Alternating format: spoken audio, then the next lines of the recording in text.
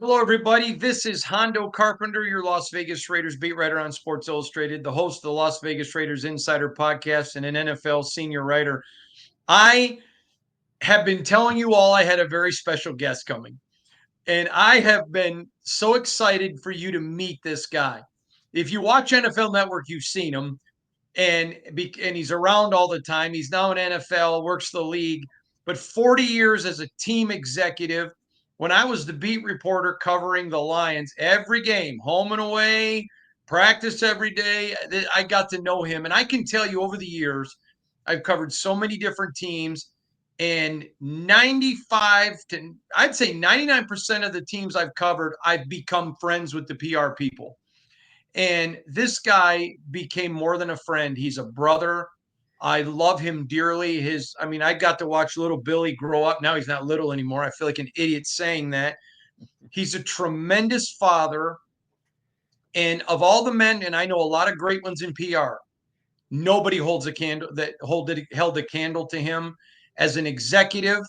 You may not always like what he said, but he would never lie to you. That's how you build good relationships with the media. The media has to trust you're not going to lie or BS me. At the same time, I never needed him to do my job as far as giving me things. I wouldn't have asked him, but it was also times that I would call and give him information because I needed him to know, hey, I get this. A great NFL executive, a great team executive, but I'm just say a great dad and a dear friend, the great Bill Keenist. Bill, how are you, friend? Well, after that introduction, Hondo, I'm not sure what to say. Thank you for those kind words. I'm doing great. We've been friends a long time, and Yeah. what gets me is you haven't aged. I just look really old. I don't know about that, but we have been friends for a long time. And Hondo, you had such a aura back in this part of the country, and certainly at East Lansing and Michigan State. Everybody knows Hondo, and they still do. And everybody's happy for your success. But when I got to know Tom Izzo through Steve Mariucci, it was a plus that I knew you. That gave me credibility with Izzo.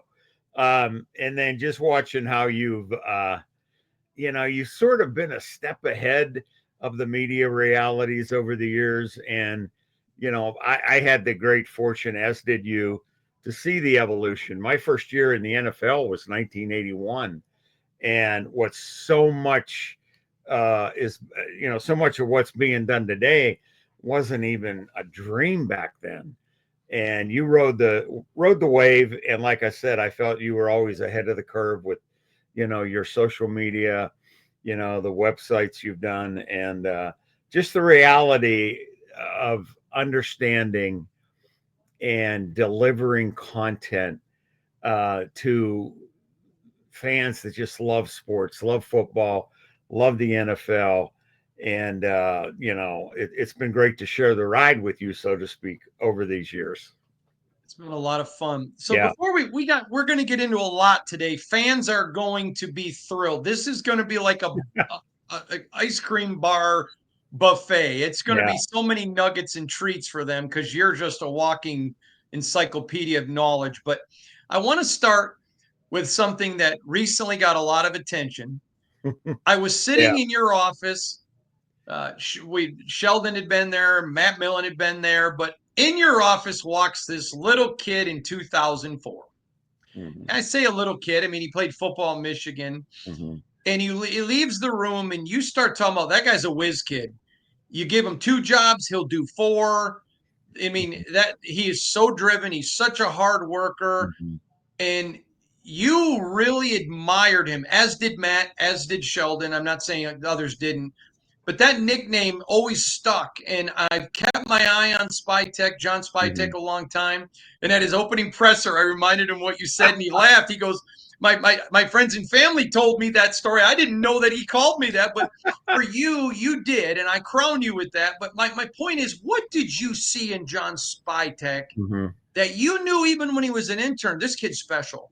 Well, I got my baptism in the NFL from Joe Gibbs. My first job was with the Washington Redskins, as they were called back then.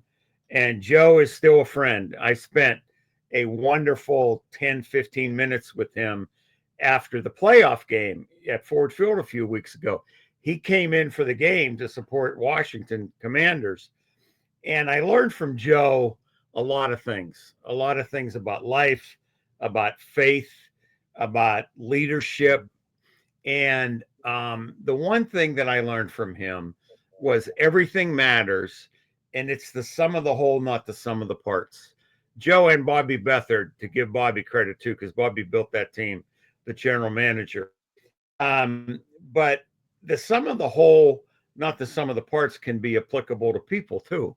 And over the years, your department interviews thousands of potential interns. The organization interviews thousands of potential interns. John was an intern in the football operations department, not directly with me.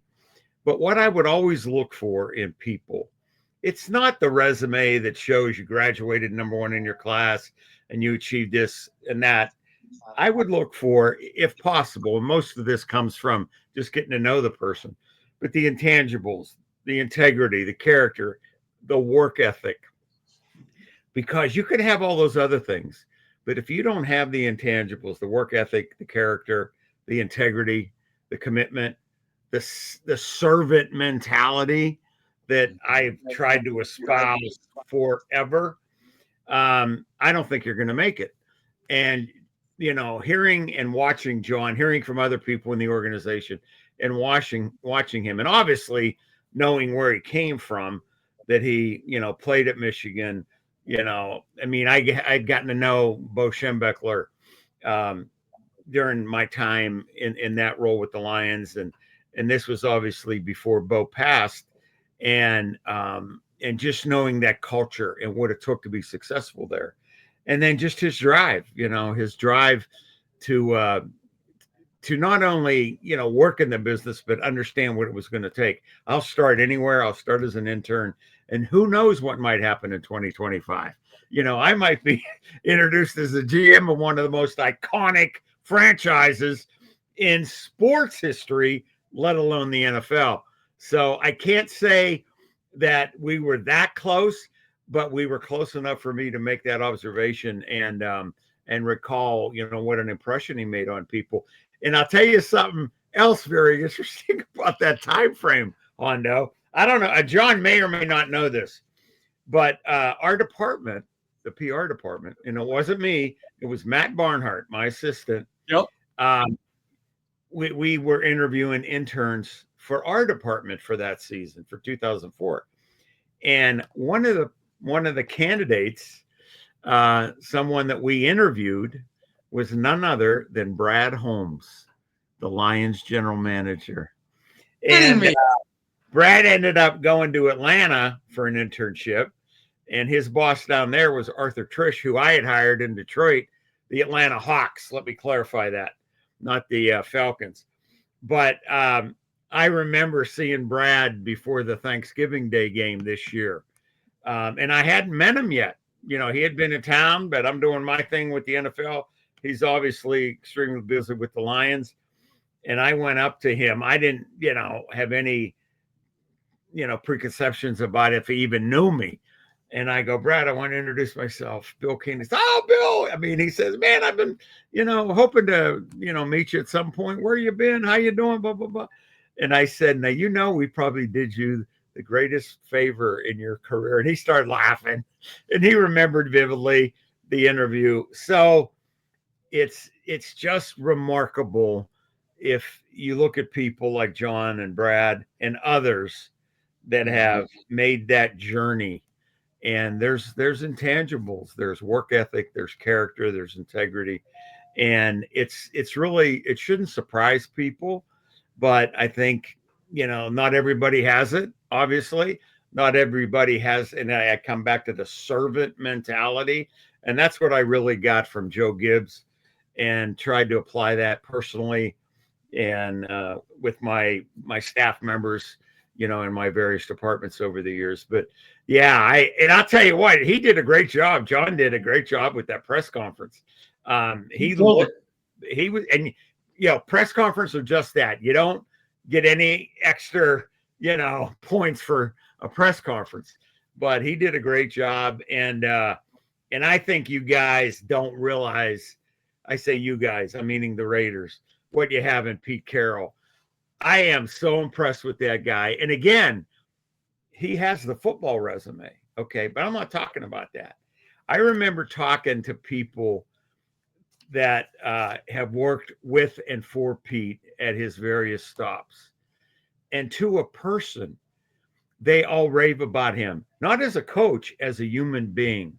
He knew everybody's name. He knew your family. He was invested in you as a person, let alone an employee. And that makes a difference. That makes such a difference in life, let alone football, let alone the competitive reality of the NFL, where, again, everything matters. And all I ever heard about Pete was exemplary everywhere. And I'll tell you a personal story. You mentioned my son, Billy, who's a local high school head coach here. And a few years ago, he took a new job. He got a teaching job at Holly High School, Holly, Michigan. And he took a new job in their first season. They hadn't been in the playoffs in years, but he leads them to the playoffs. But they had a losing record. Okay. But it was a point system. They, qualified, no doubt about that. So, but it was glorious because they hadn't even sniffed the playoffs for years. So I had remembered that the Seattle Seahawks under Coach Carroll had also done that. That was the Marshawn Lynch earthquake run game where they played New Orleans, I believe. And they had qualified for the playoffs. It was a 16-game schedule, but I think their record was 7-8-1, something like that.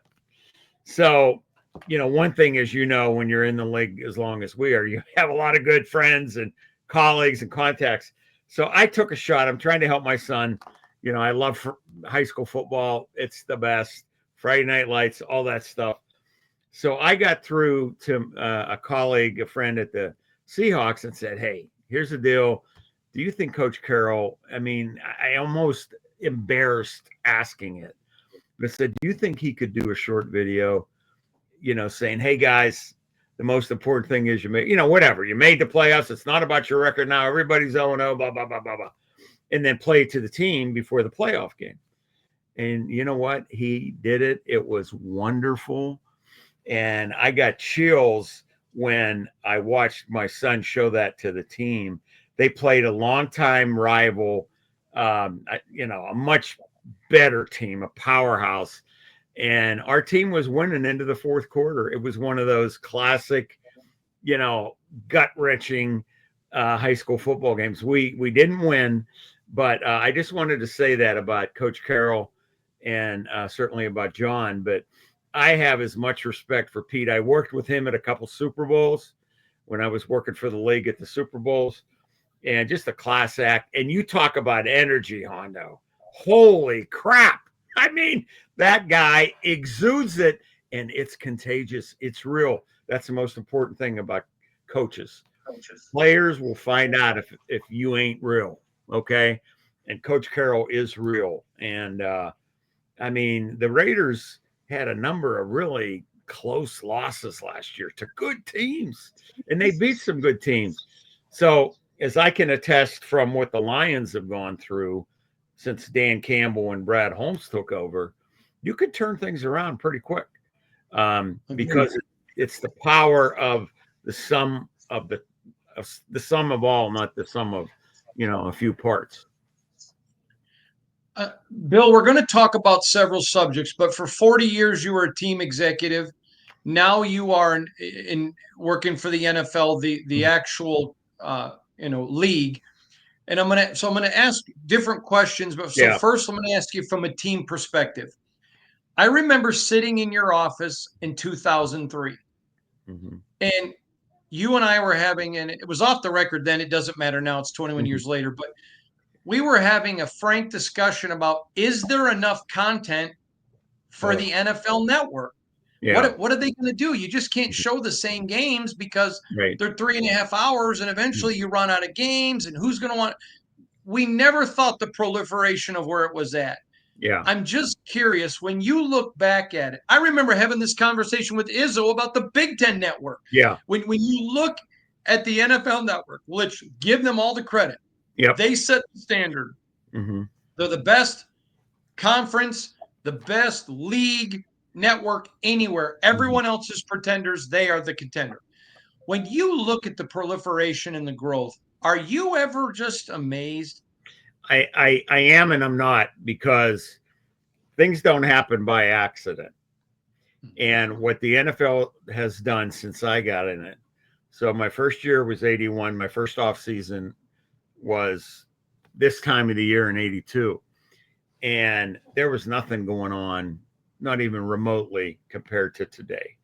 And I remember vividly having a conversation with a very powerful person in my career, very very impactful. He was my mentor. He was the athletic director at Ohio U. That's the helmet behind me, and telling him how slow it is in January, February, and it's so different than college sports when you're just going, as you know from your Michigan State days and experiences, you're just going 100 miles an hour 12 months a year basically. But look what's happened since then. There is something significant almost every month of the year. The season that used to end before Christmas, I remember that early in my career, the regular season always ended before Christmas, now goes into January. The Super Bowl now goes into February, and then what do you have after that? You have the combine, and then the owners' meetings, which everybody covers. And there's a ton of content that comes out of that, a ton of content that comes out of the combine. The Senior Bowl practice, free agency, and then you go into the draft prep, okay, and then you got OTAs, then you got mini camps in June, you take a breath in July, and then August, then you rinse, repeat, and it's incredible. But what it speaks to, in my opinion, is the insatiable appetite our country has for this great game, because no team sport epitomizes life like football. Nothing. And the life lessons that we continually learn through the game of football, especially at the younger age. I'm getting goosebumps thinking about this, Hondo, because I think of my son. All my children played high school sports. My two oldest boys played small college football, but the life lessons they learned in high school are with them forever, ever. And I know there's so many people in all team sports, all high school extracurriculars can give you that experience. The greatest classrooms in high school are not classrooms in the building. They're often the football field, the basketball court, okay, the track, the volleyball court. And if you approach it that way, and allow yourself to understand the value of sports, the value of competition, it transcends everything. And that's why people love football. They can't get enough of it. I mean, we're sort of having these withdrawals now, knowing we only got one more game, and it's like, but what happens? You got a spring league, and people are going to watch that. They are. But as you said, you get into free agency, the combine, free agency, OTAs, it's amazing. But I believe it's not by accident. It's because of what this game represents to so many people in our country. And I'll tell you the other thing, and you've probably seen it in Las Vegas, but the greatest unifier in our country in a positive way is sports. And I'll tell you a story that I know you will relate to. So my last full season with the Lions was 2020. And I start working for the NFL as a national game rep in 21, the next season. And so I got a different game every week I'm working. I had not been back to Ford Field during that period from the end of 2020 until the 23 season, the playoffs, the Rams Lions playoff game. And I get, I'm working the game for the league, and it was wonderful just going back and seeing people and renewing friendships. And a lot of former players were there. Rodney Pete was there. And you ever see that video where the two little friends see each other on a sidewalk and they run to each other, and they're like kindergarten kids. Well, I saw Rodney in the hallway, and that's how I felt. We ran to each other, and just stuff that is so special, relationships and people. But one thing happened to me after that game that I never anticipated. I didn't even think about. But as you know, in my role and currently in your role, when we're working the games in my previous role, rather my PR role, we're there till 3-4 hours after the game. We're doing all the interviews in the locker room, and then we go back to the press box and help the media and blah, blah, blah. So by the time I would leave in my previous life with the Lions, it'd be 3-4 hours afterward. Everybody's gone. The fans are gone. There's no traffic, all that stuff. But in my NFL role, I'm basically done. At the end of the game, I have a few things I have to wrap up. So I'm leaving the stadium 15, 20 minutes after the game. So, that was the first playoff win in Detroit, first playoff win by the Lions since January 5th, 1992. Okay. When Eric Kramer led the Lions over Dallas in that, memorable playoff game at the Silverdome. So I start heading out, and it's January, it's cold. It's, typical Michigan weather. And there's still probably 10,000 people in the stadium that hadn't left yet. They don't want to leave. They want to soak every emotional moment they can up from this experience. And then, Hondo, I get outside and I got goosebumps. And the unadulterated joy that I was enveloped into with all those fans, tears, cheers, screams, hugs, and then you hear people singing the fight song, and everybody is one family, and the love and the happiness is so palatable. And I'm thinking, this is what this game has done to our city of Detroit, to the region, to the state. And it happens all across the country in small towns, when high school teams do what they do, in colleges across the country, and certainly in NFL cities and all sports to a large extent. But I will never forget the emotion, the genuine emotion of walking out into that sea of humanity, and like I said, just the joy. And what does that more than sports? I don't know. I don't think there is. When Michigan State's winning national championships in basketball and playing in, the Final Four in football, and Michigan won. Last year in Michigan, you had the Lions do what the Lions did, historical season. Hope College went to the finals in Division III football. Fair State won the title in Division II football, right? Michigan won the title in Division I. So Michigan is as you know, it is a football state. And I think our country's a football country as well. So there is no off season. You're right. So my most embarrassing moment as a journalist came, and I'm still mad at you about it. I'm doing a live shot on the 6 o'clock news with Ernie Sims. Okay.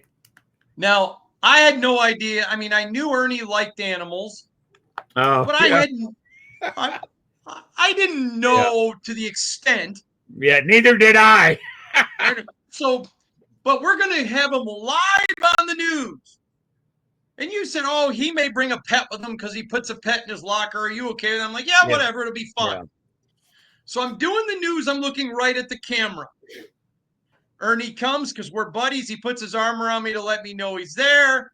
I'm like, now let's go to my buddy Ernie Sims. And I look and he's got something yellow and white. Yeah. And it's a huge boa constrictor. Now I'm terrified of snakes. Oh boy. Terrified. Yeah.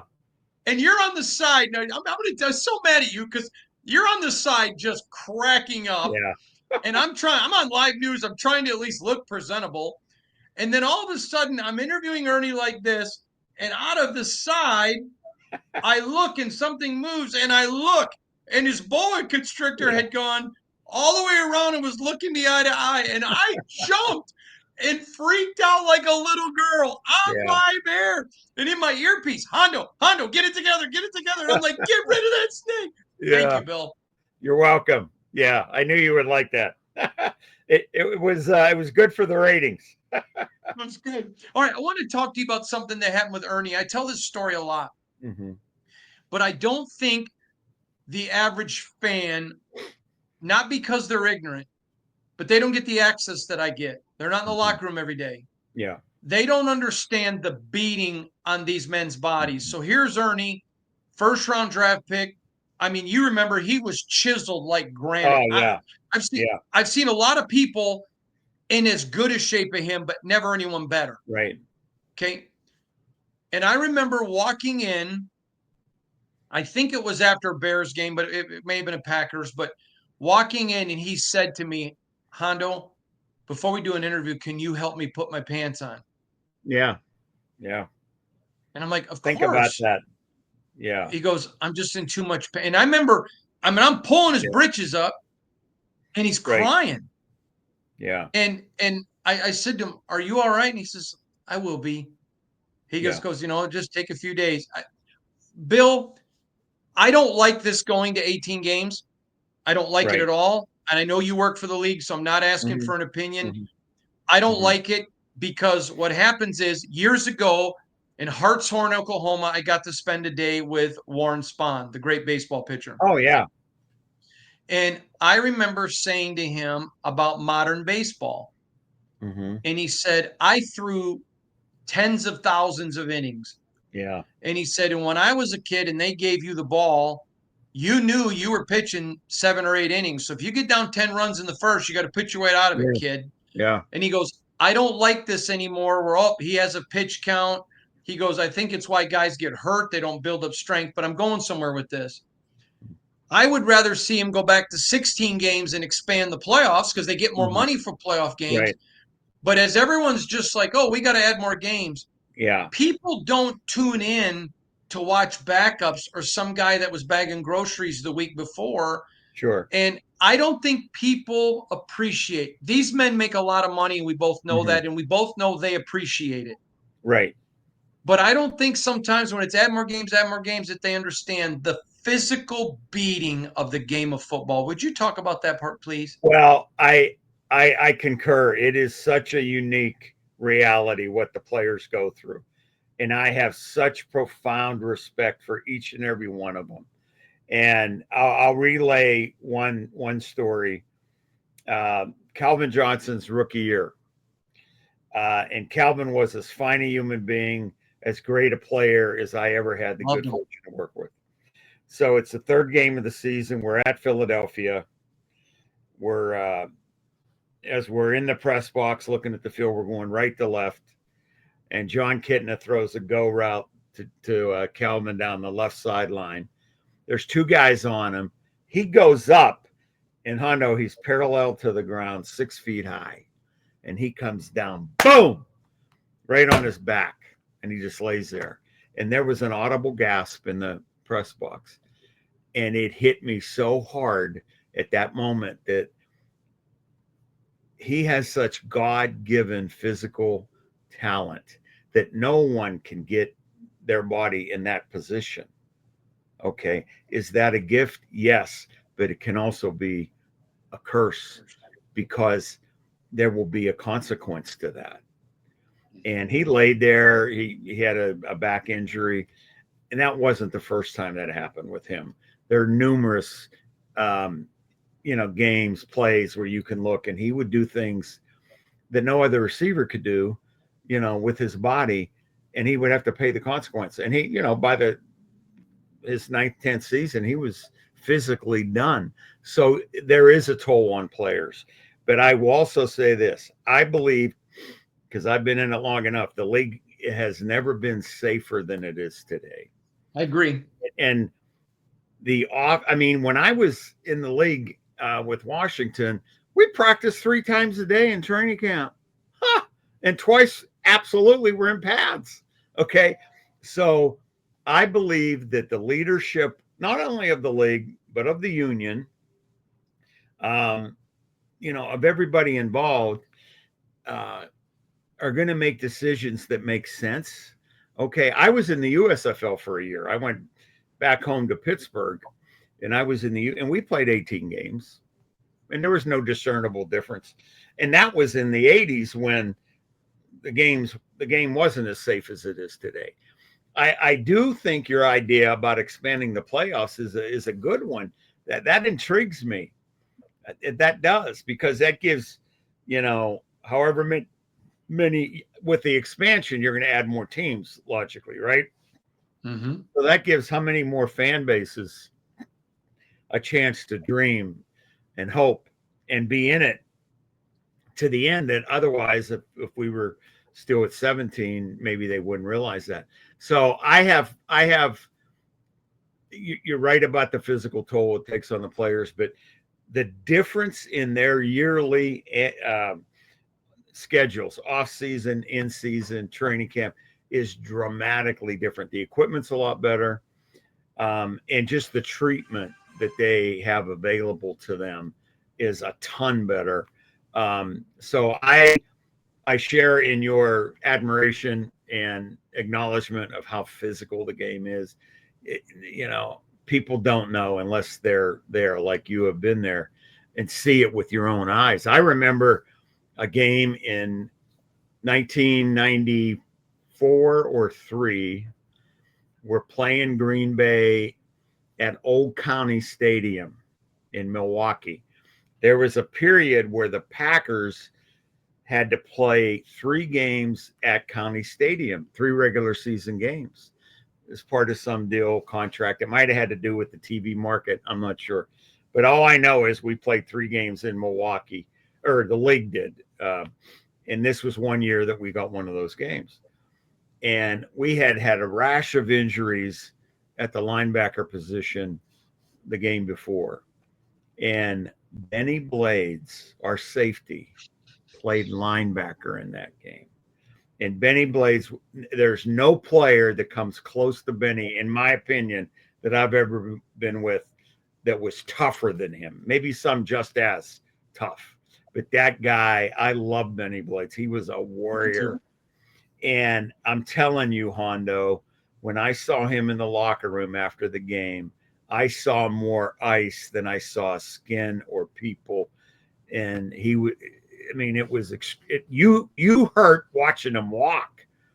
But that was the game that everybody signed up for, and it definitely can take a toll. But like I said, I'll keep reiterating this. I believe the game is safer than ever, and intelligent minds will make the right decisions moving forward.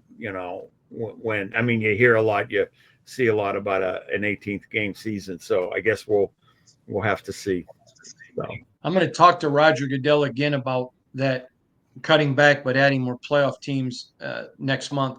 Bill, yeah, one last question from a team perspective. Then I want to switch to the league and talk about the yeah, Super Bowl and all of that.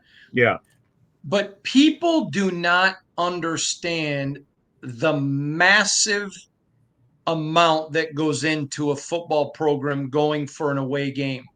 You yeah. may remember, I know you'll remember this. I'll never forget when Rod Marinelli kind of punched me in the stomach, not as a jerk, as you know, Right. he and I are friends, Mm-hmm. but he punched me in the stomach and he goes, "Hey, we're going to fly out to Oakland for a preseason game on the day of the Yeah. game. Yeah. What do you think of that?" I go, "What?" He Mm-hmm. goes, "Yeah, I wanted to be prepared. What if we can't fly out the day before for a regular season game? I'm trying to think Yeah. outside the box."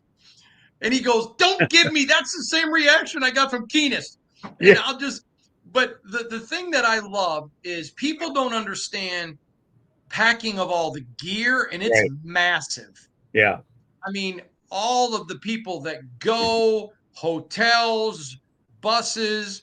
I mean, there is so much that goes into logistically. Yeah, I have said that the heroes of the NFL are the equipment and yeah, logistics people. Am I yeah. wrong?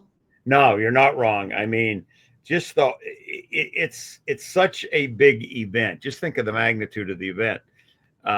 But you have to prepare for every eventuality. The training staff, the equipment staff, the operations staff, the technology now in every game. There used to be Polaroid on the sideline. Now you have your iPad, your Surface tablets. It is monumental. And like I said, you have to prepare for every eventuality. You know, sometimes the forecast is wrong. So you're looking at the forecast. You have people in your organization all week looking at the forecast, and it's supposed to be clear in the 50s. All of a sudden, something happens. It ends up being a deluge.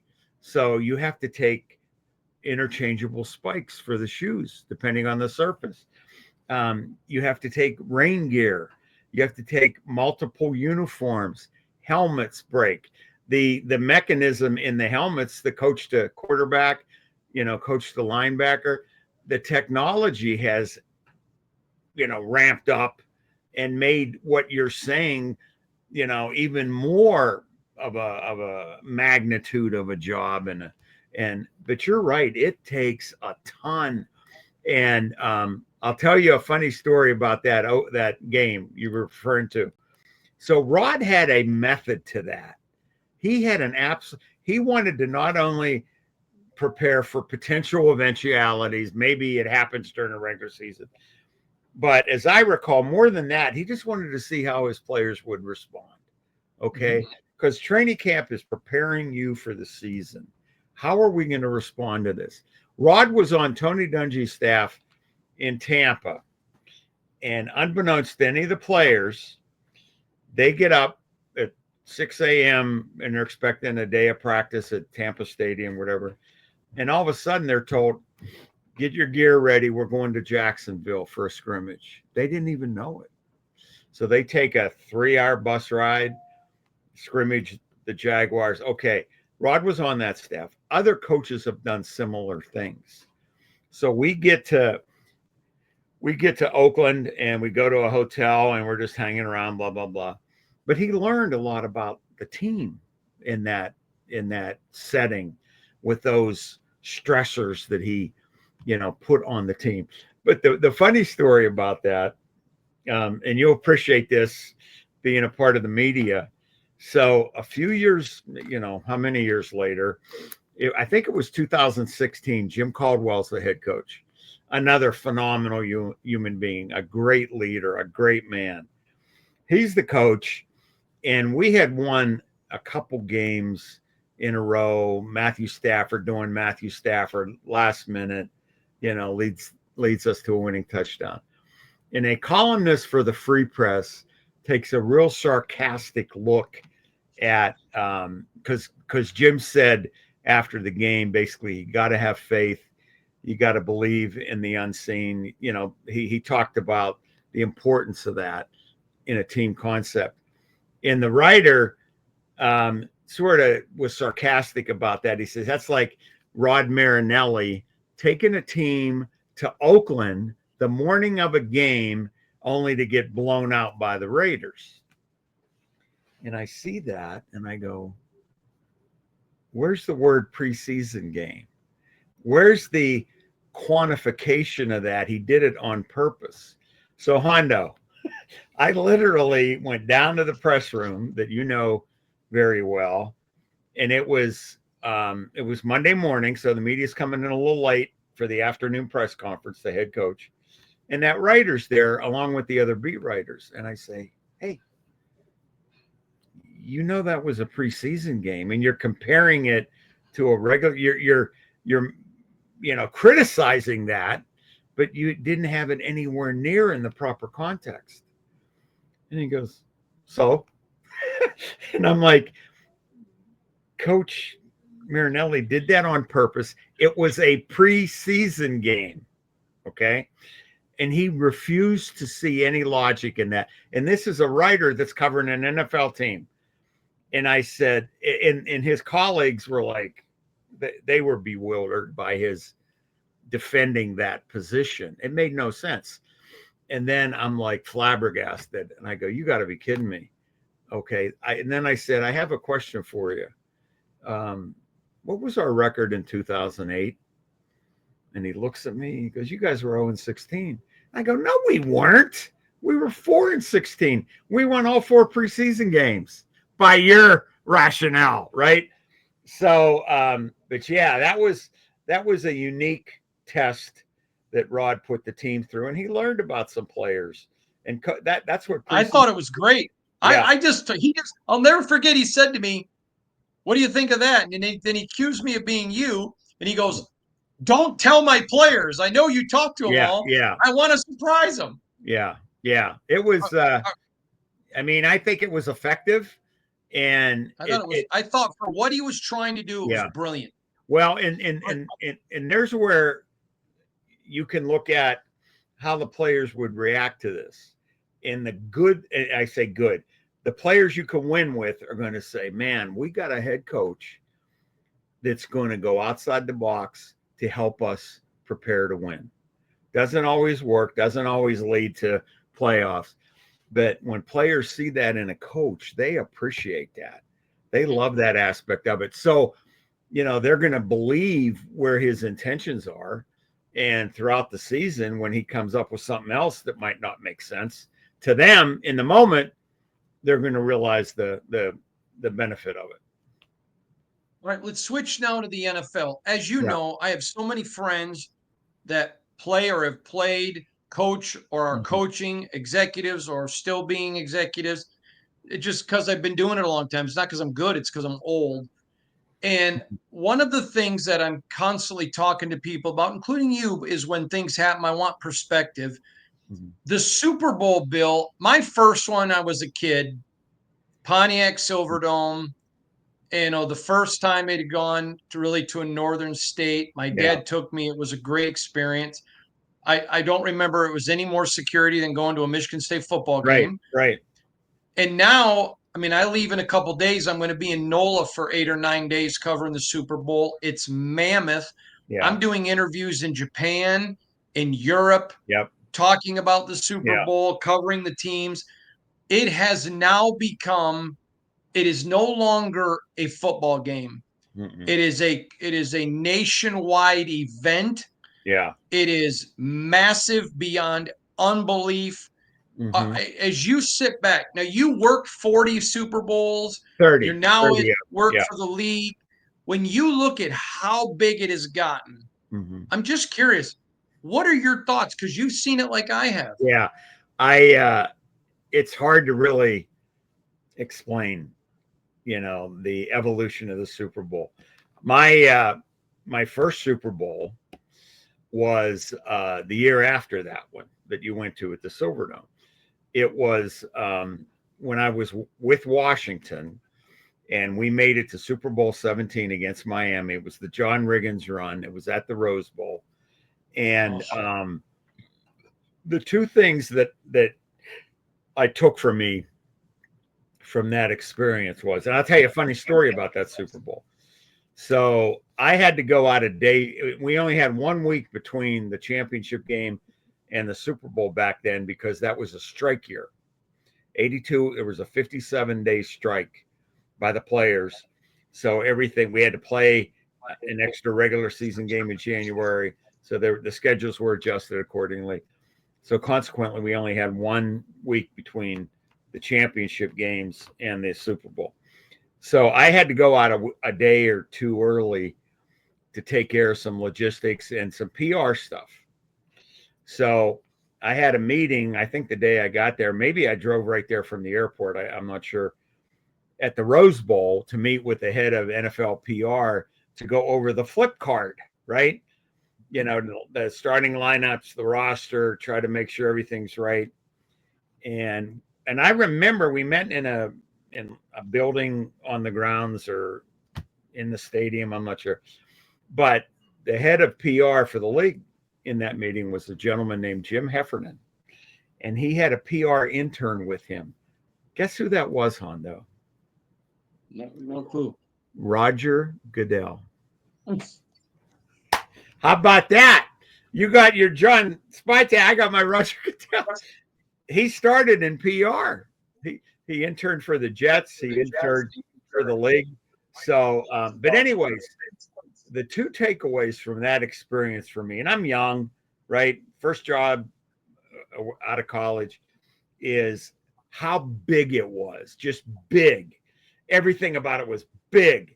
But compared to today, it was that big, compared to today's reality. And then the other thing I took away from me is how devastating it would be to lose that game. We won the game. I couldn't imagine the toll it would take on a team, an organization, the players, the coaches to lose that game. And then with that in mind, that's why I have forever said and will forever believe the greatest team accomplishment I've seen in my career is what Buffalo did, going to 4 straight Super Bowls. To me, unless you're in it, unless you've done it, unless you've won or lost the Super Bowl, you cannot appreciate what Marv Levy and Jim Kelly and Thurman Thomas and Bruce Smith and all those great players and coaches. It's incomprehensible that they were. My buddy Bill Polian. Yeah, I mean, it's mind-numbing. But the way the game has grown, it's grown in some respects like the league reality has grown. Mm-hmm. Okay, but I'll tell you, you mentioned the security reality that's changed so dramatically. I had the good fortune of working the first Super Bowl that made a quantum leap in security, and that was the one in Tampa, the one between the Bills' first Super Bowl and the Giants, and that was right after Desert Storm started, mm-hmm. And General Schwarzkopf was in charge of the military detail back then for the country, and he was based like miles from Tampa Stadium, right outside of Tampa. Might have been based in St. Pete, I forget, but there was a close connection to that game in the military. And we didn't know what we didn't know, right? The league did cancel some events, the commissioner's party and different things. And it was, we had meetings. I went down a week earlier than I normally would have. And we had meetings every morning, security detail, and we didn't know what to expect. But it was the first Super Bowl where they had physical barriers, a perimeter around the stadium, X-ray machines, you were wanded. I mean, the time to get into the stadium for fans was 2 or 3 hours longer than normal, all for the right reasons.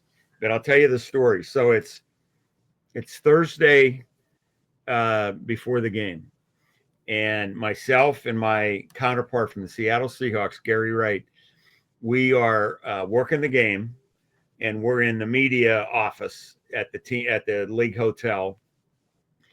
And it was probably about 10 o'clock Thursday night. We're working. We're the only two in there, and a gentleman comes in who we were friends with. He was the producer of the pregame and halftime shows and the anthem. And he comes in and he goes, "Let me tell you something, guys. Wherever you are at 6:18 p.m. on Sunday, make sure you get to the roof of the press box."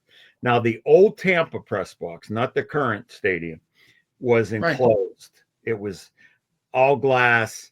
You could hear just in the, from the fans. You didn't hear anything.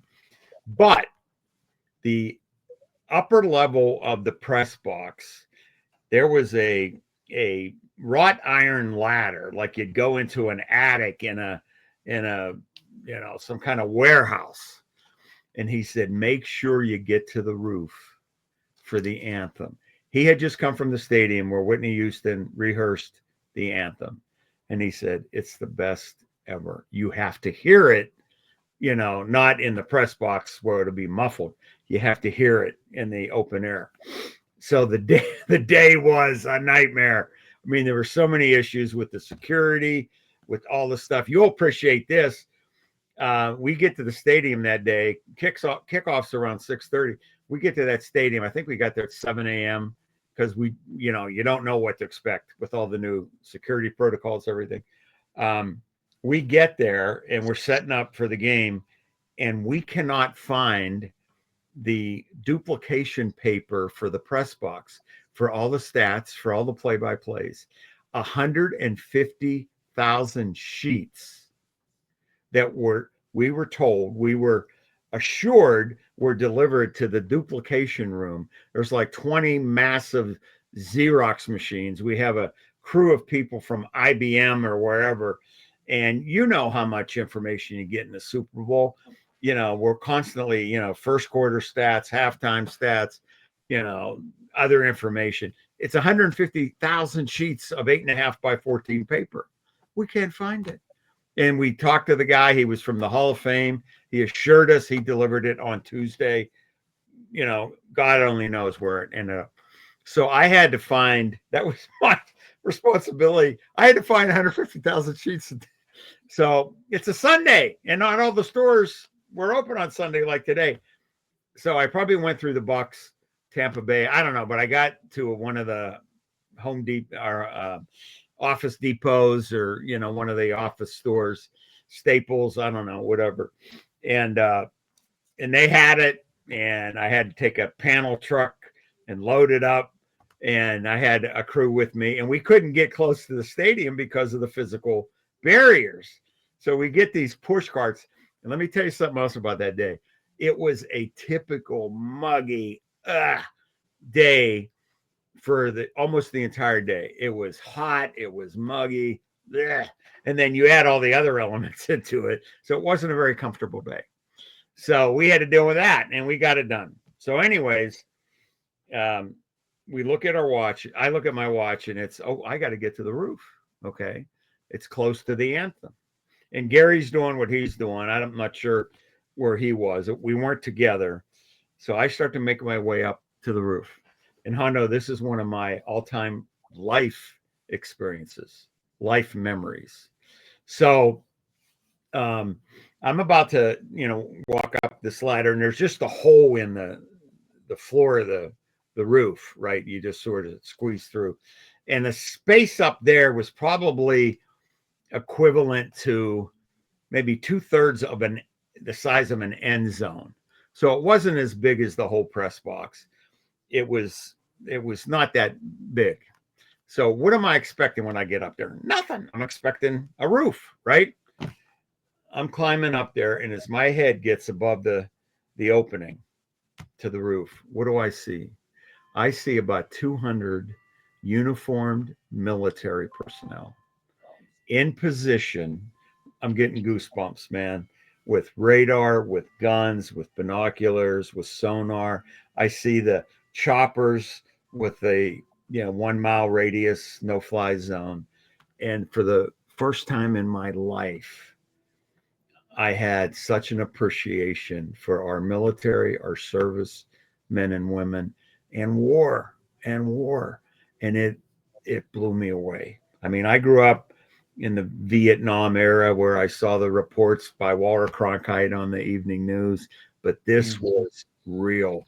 To see these men and women up there whose life is, their career avocation is to protect our country, to serve our country in that capacity, was absolutely overwhelming. And then the anthem, which, as we all know, was one for the ages. And it was one of the most amazing. It's still the gold standard. It is. It's still the gold standard. Yeah, it was amazing. And so that Super Bowl left me with that. But I mean, the other, and this is a simple example, but Hondo, back in the day when I started working for the league for the Super Bowl, so the league would hire a number of team PR people to work at the media center. Hondo, back in the day, everything was in one hotel. The league office, um, any league entity was housed in one. I mean, it was a massive hotel in that city, but we were all in one hotel. The media center was in that hotel.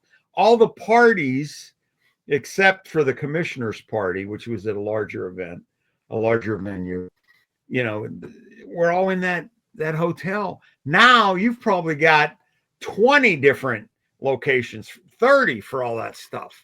My And Uber expense report after a yeah, Super Bowl, I spend more on Uber than hotel rooms. mhm. Yeah, so it has become the most unofficial official holiday in our country. And there's talk now about it, the day after becoming a literal holiday, because nobody, if people are going to work, they're not, you know, they're not able to give their full effort. I've even heard people say move it to a Saturday so then people get the Sunday Yeah. off. Yeah, and I think the networks will have a big say in that, as they should. It's one less day of programming and a very important day since it's right before the game. Um, but it's just such a phenomena. And but the end of the day, the most important thing, and you and I are cut from this cloth, has to be the game on the field. And and we've been fortunate. I mean, there've been some close games, overtime games. There have been some blowouts over the years, but I mean, the ratings this year, have, I mean, the Bills Chiefs championship game set a ratings record. I did a number of Lions games this year. We had one of the highest Thanksgiving game ratings ever. The following week, the Lions played the Packers on Thursday night, and that was the highest ever prime rating game. So I really feel that it's become a part of Americana in a way. Back in the early '90s, I had talked with some league people, and I remember. I think you'll appreciate this. I remember being at a league meeting, and Joe Brown, who was the league VP of PR, a 50-year NFL employee who retired a few years ago, um, was going over some information of other sports and ratings and this, that, and the other. And Joe was sort of lamenting that, baseball's still called America's passion, and we're more popular, quantifiably so, with ratings and other metrics. And it hit me, and I talked to Joe about it, and we actually did something proactively. I said, Joe, baseball can be America's pastime. And I love baseball. But you know what football is? It's America's passion at every level. There is nothing like football that brings out the passion in people. So Joe loved it. Commissioner Tagliabue loved it. We started a bit of a campaign. Um, the league did. Commissioner Tagliabue referred to it numerous times in some of his addresses and talks. USA Today back then, which was the gold standard of dailies back then, took out a full-page ad, America's passion. And I think that's what it remains. It is America's passion. It's Detroit's passion. It's Michigan's passion. It's Las Vegas's passion. Maybe, you got other things going on in your city, but still. Well, but here's the thing you got to remember, Bill. This is, as you know, Rick Goslin, Yeah, the very gold well. standard of Yeah. NFL writers. So he's my mentor and one of my best friends. Yeah. And when I was moving to Vegas to cover the Raiders, he said to me, I'm going to tell you what's going to happen.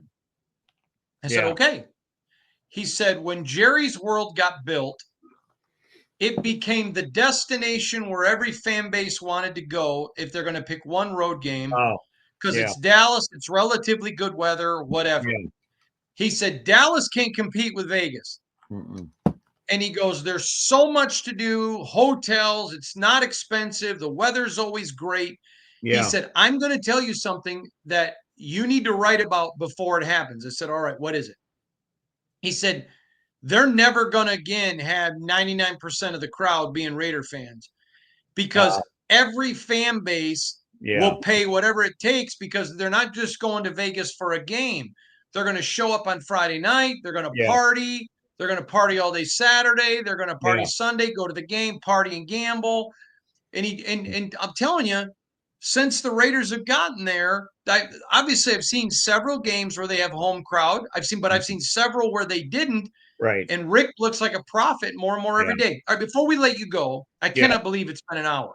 But before I let you go today, I have a question, because when I write my deep dive articles, which you're aware about, I did them in Detroit, and I tell people stories. Because of all the people I know, I'm able to go get so much great information. And because you protect their identity, you get a lot of good stuff. Right. But you love the game. Mm-hmm. You have always loved the game. I remember the first compliment you ever gave me is you said, "I respect how you respect the game." And that's really how we started becoming friends. Right. And if you were given a magic wand and the NFL owner said, "Bill Keenist, change one thing in the NFL, anything in the NFL. You have your 40 years as a team executive. You're 5 years as an NFL, working for the NFL in the league now. The game is part of you. You love it. If they came to you and said, with all your wisdom and all you've done for the league, change one thing, what would Bill Keenist change?" I would want it would be less of a change than a commitment. And I believe we have it. But and John Madden, the great longtime Raiders coach, Roger hired him after his, broadcasting career, because Roger knew how important it was to keep the main thing the main thing. And in our world, we have to keep the game the main thing. Don't ever let any of the externals, which have become so rote, just make sure we manage them as we have been. And once there is nothing like when that ball is kicked off on Sunday afternoon at 1:00 or 4:05 or 4:35 or Thursday night or Sunday night or Monday night, there is nothing like that. And always understand the importance of that and keep that the priority, and also understand, which I believe we do, how vital. It's not a bonus. It's almost a necessity, how important our teams are to their communities. It's less of a business. In Detroit, we have the Thanksgiving game, and you've got generations of families that recall their grandparents going to the game, their great grandparents going to the game, their parents going to the game, and now they're going to the game. And it's emotional for so many cities and so many people and so many fans. And it's ultimately, let's make sure we continue to make decisions that allow the NFL, specifically football in general at every level, to be the greatest unifier of our people, of our communities that our country knows today. There's nothing like it. I've told this story to Raider fans, but since I mentioned you were part of my most embarrassing moment with Ernie and the snake, you were also part of probably one of my most special, and that was the Raiders. The Raiders. The Lions were hosting a Super Bowl.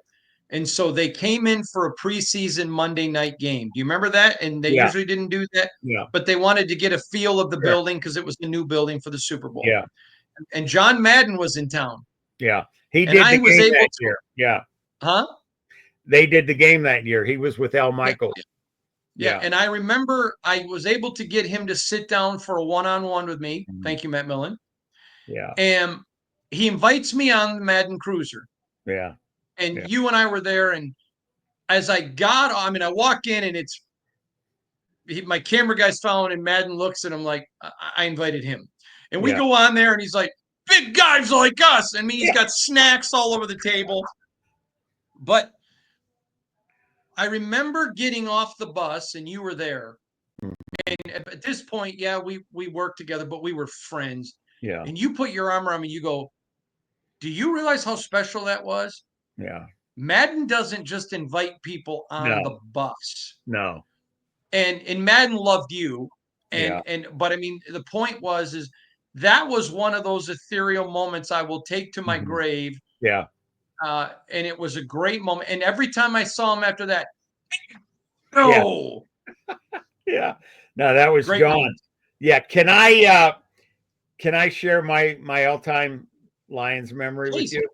Because please. it involves the all-time player, Barry Sanders. And I want people to hear this. I want to share this with people. I have two Barry Sanders stories that are phenomenal. And it's about him as the person off the field. So I'll do them in chronological order. In 93, in the preseason, we're playing Dallas in London at the old Wembley Stadium, and it was the final game of the original American Bowl series, where an NFL, and it really was the precursor to what's going on today internationally. So we're going to be over there for a week and practice over there, and we were playing the Cowboys.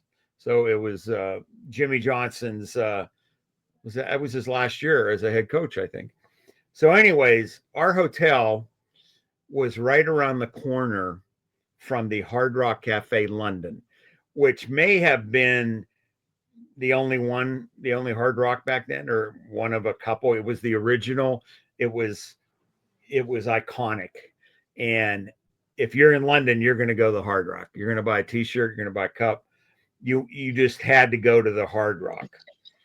So, knowing it was so close to the team hotel, we had made arrangements with the Hard Rock to have our traveling party get immediate access inside the Hard Rock, because lines were forever and a day to get in it at any time of the day, any day of the week. So as part of our trip, like we used to have Super Bowl pins. You remember the pins that the media used to get? Well, we created a unique pin for all of our traveling party, for all the players, coaches, media, management, anybody in our group associated with us. We made this pin so you could be identified as such. And the deal with the Hard Rock was anybody with a pin gets to go the front of the line. You don't have to wait for an hour and a half to get in. So it was Friday night, the game's on Sunday, and our beat writers are going to the Hard Rock. Mike O'Hara, Tom Kowalski, God rest his soul, Kurt Sylvester, they're going to the Hard Rock. So they leave the hotel because the media was staying in our hotel, and they make the turn, and the line is forever. Okay. But they got their pin on, right? So we're, marching past everybody to get immediate access into the Hard Rock. Halfway down the line, guess who they see standing there? All Very. by himself, Barry Sanders. And knowing Barry, he was always, following protocol. He's got his pin on. They see him, Barry, what are you doing? Oh, go to the Hard Rock. And they go, Barry, and they check, you got your pin on. You don't have to wait. Come on, we're going to the front of the line. And Barry, no, I'll just wait like everybody else. And he waited. Yep. And the humility of that man at that moment, he was as big a name in pro sports, let alone football, as anyone. But you know what? His parents did a phenomenal job raising Barry and his siblings. And he goes, I'm not better than anyone else. Now, the Raiders went right to the front of the line. Okay. Now, and as I speak to you right now, Hondo, would I have gone to the front line? Probably. Yeah. I would have. Yeah. But that's Barry Sanders. Okay. And I get goosebumps telling that the humility of that man, right? The beauty of that. And so fast forward to the 96 season. which was Wayne Fonce's last year. And we started 4-2. Things were looking good. And then, in fact, we played at Oakland that year, lost to Joe Bugle, I think was the head coach, who was a dear friend of mine from our days in Washington. And we ended up only winning one game the rest of the season. So our final game that year was a Monday night game in San Francisco. Because the year before, we had the NFL's #1 offense, won 7 in a row to end the season, lost in Philly, got blown out in a playoff game. But, the network still felt we should have been considered one of the attractive teams, but it fell apart. So it's the last weekend of the season. Everybody knows what's coming. It's going to be Wayne's last year, blah, blah, blah. So we're getting ready on a Friday. It's a Friday practice, which was our last full practice before we used to go 2 days in advance. You remember that, to the West Coast. So we're leaving on Saturday to go out to San Francisco. So I get a call right before practice from Dave Goldberg, who was the sports editor for the NFL editor for Associated Press in New York. And Dave tells me that once again, Barry's a unanimous choice for All-Pro, which is the gold standard.